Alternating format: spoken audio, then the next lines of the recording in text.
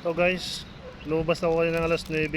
Ito na yung almusal sa katanghalian ko. Ang oras na po ngayon guys ay alas 2. Grabe, ganito ang hirap ng buhay namin mga riders. Huwag na tayong umasa sa tulong na galing sa gobyerno guys, kasi ang tagal ng kanilang pagdating. Huwag na tayong padagdag pa sa kanila na dagdag pa. Hirap na sila na hirap na sila. Pero kung gugustuhin nila, may paraan, maging mabilis yan. Mahirap.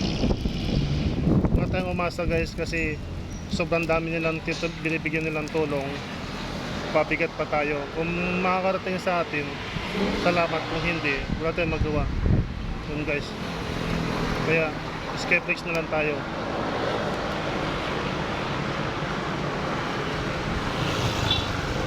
Mamaya na tayo kakain ng kanin sa gabi.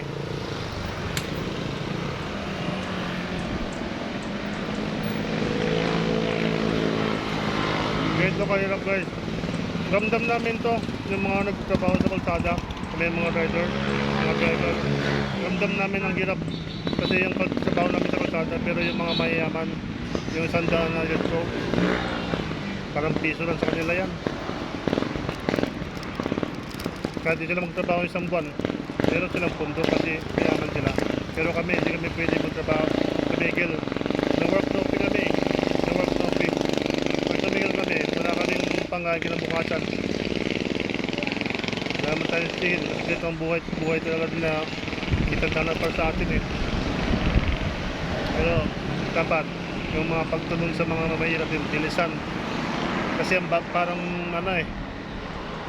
mabagal. Marami nang nag-aantay din.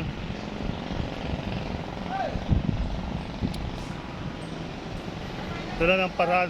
Dagdagan mo yung sikap mo, magpakasipag ka, dagdagan mo yung oras mo sa kalsada para kumita ka.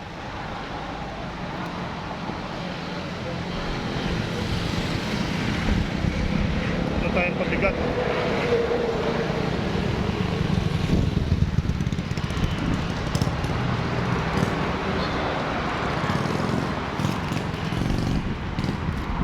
Bagay, sabihan nila lahat ng paraan, kung gustuhin mo maging mabilis, pero kung hindi mo gustuhin, mabagal talaga yan.